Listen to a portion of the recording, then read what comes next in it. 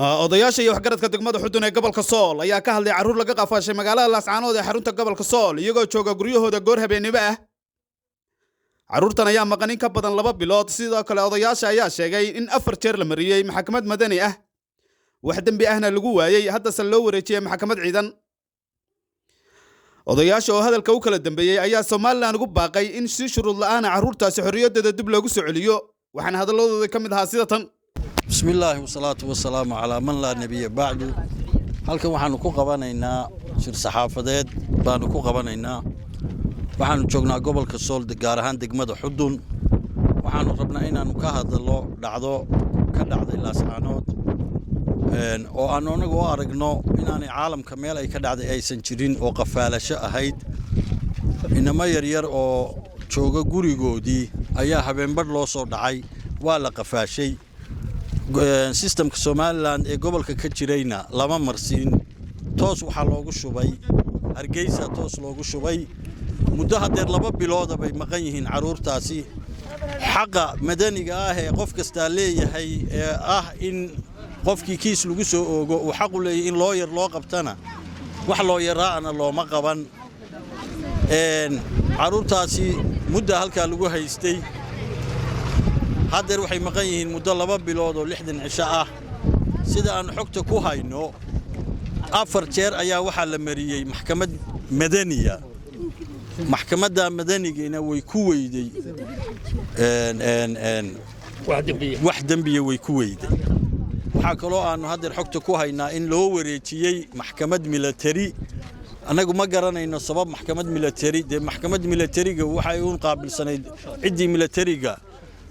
ama waxyaabaha militariga ku saabsan, laakiin dad shacab oo maxkamad military loo wareejiyo iyada laftigeedu waxaan xogta ku helay maxkamadii military markay caruurta faylkoodii aragtay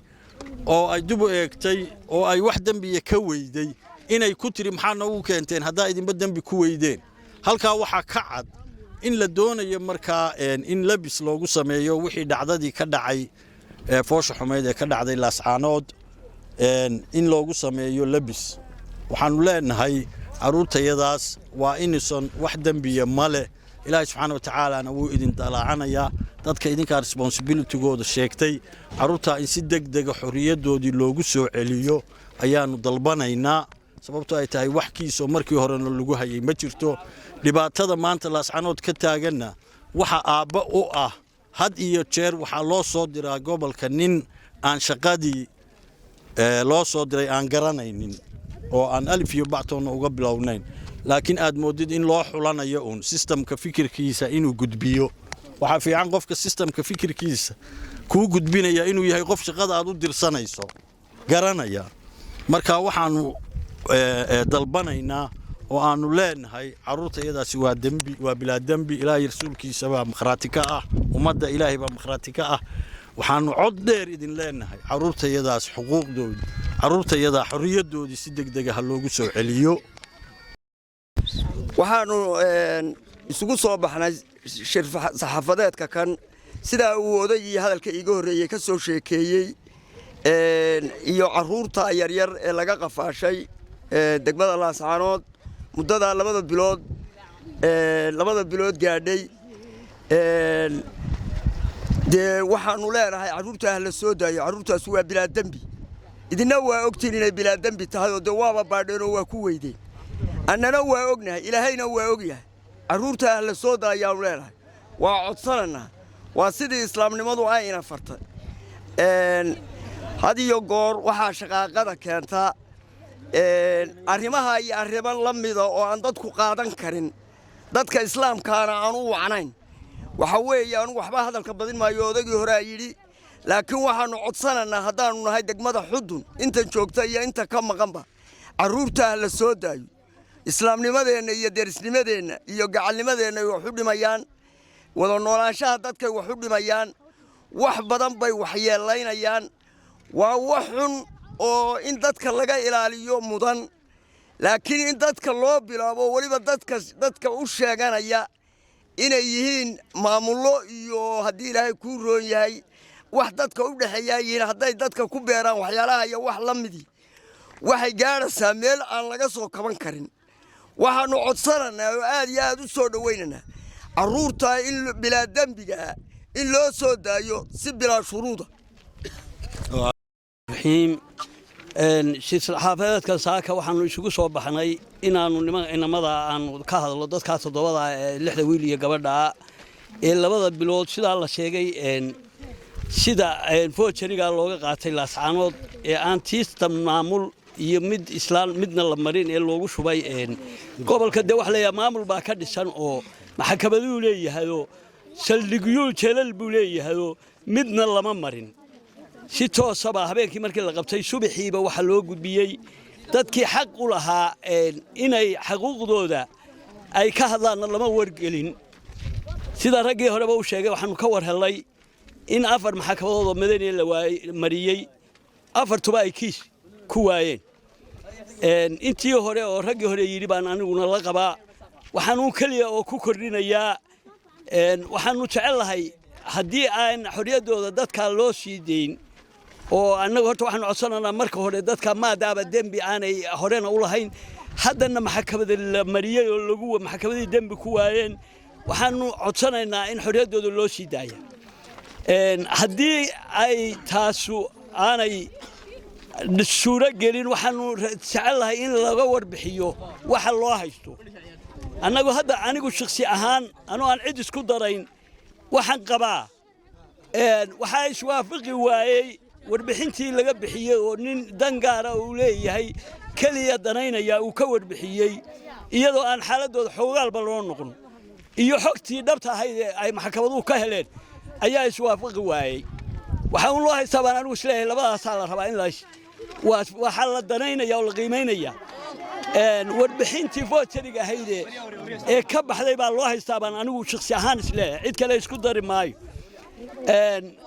taasuna waxaan isleeyahay waxba uu mudan yahay cidda iyadoo dangaara leh oo aan ina carruurta xogaal xaaladeeda u noqon warbixinta ay bixisay saacidaad ma leh laakiin waxaan isleeyahay haddii ay jirto cid cadaalad wuxuun ka haysaa ay la xisaabta bay xaq u leedahay أنا مركب وحنا لا هي أنا ليش وافتنا هلا راح يصاب طبعا عدي المساحات جارك إياها أو دنين الشيء أي ضمعدين عروسا أي كجورتو السلام عليكم ورحمة الله وبركاته. وبعدين النوم هرسنا صحافة ساكا ورك الله قبتي واكي هذا الكوكب رومي وأنا عرور تاسيفيكا أي وحي جيسيتي أنا يشرين. تاد إسلام أنا وين الشيعان هنا. halka ay ka bilaaban tahayna waa meesha aad iyo aad u fooshan marka hadal kelimo kordhinayay hadii aad tihiin ama maamul ahaada ama qabiil ahaada ubadka xaq darada lagu haysto ina iska soo deysaan oo waajibkooda u soo deysaan iyo ina xeer inooga dhigtaan oo cid waliba ay halkay ka gaadho ay ka qabsato labada jawaabtooda aanu idinka sugeynaa waa ka baxay salaam alaykum waraxmatullahi saxaafadan saaka waxay daaran tahay carruurtii yaryarayda bishii 11aad 22keedii guryahooda iyagoo hurda laga afduubtay kowdii habeenimo iyadoo aan wax maxkamada lascaan laga marin maxkamada ka jirtana ma garanaye aan la marin marka shabaqleynta lagu gura Hargeysa loola gudbay maxkamad baa la saaray maxkamadii la saaray 4 jeer la saaray waxaana loo soo gudbiyay inay maxay tahay waxba lagu waayay wax dambiya haddana tiim militariga loola wareegay waxa weeye wixii laascaanood ka dhacayay ee Soomaaliland aabaha oo ahayd carruurta iyada lagu haysto in si degdeg loo soo daayay haddaan la soo dayna rag la haysto leeyahay rag la haysto leeyahay waxa weeye meel walba waxa ka buuxa inamadii ka dhashay maxay tahay burcii Hargeysa u dhashay waxa weeye ama darisnimo ilaaliyo ama dadnimo ilaaliyo kulay maanta war isugu keen hadine anigu waxaan taagnaa wiilkii shilka maanta taagan laascaanood ka dhacay ee Soomaaliland idinku aad hawsha kula haydeen maalintii la dilayay inankii ka horeeyay maxay ahayd Hadraawi waxaan maqraati ahay oo maragaha oo laascaanood taagnaa inay maalintii oo dawladdu saa wareegayso dawlad isku sheegto inay saa wareegaysaa nicaaw maxaa maqan ay la wareegaysaa dawladani waxay la wareegaysaa caaw nin baa maqan fiidkii baa la dilay inankan ka horeeyay waxa weeye cuqubadii aad 15 sano ugu hayseen baa maanta dilaacay carruurta iyaduna dambi male waxaan maqraati ka ahay wiilasha maqan inaan qaar anigu waalid u ahay oo ayna xitaa dadka xaman jirin iska dhiigay galaan inayna dadka xaman jirin waxaan idin ka codsanaynaa haddaad soo dayn weydaan rag la qabsado leeyahay raggii laascaanood gudaheeda idinka saaray iyo dumarkii idinka saarayna way joogaan waxa weeye maanta waxba isugu keen hadin nabadeena laakiin wiilasha waxaan idin sheegaynaa in maxkamad beena inta la saaray oo la saaray waxba lagu waayay haddana in mid kale loo wareejiyay waxaad idinku samayn jirteen annaga nagu marmarinin carruuraygu dambi ma leeyahay naloo soo daayo haddaad soo daayin weydaana hawl noo taallaba maha idinku haysta waxa weeye guuta koowaad way joogtaa maxamed maxamuud cawiil kawte warbaahinta Kah News degmada Xudun ee gobolka Sool.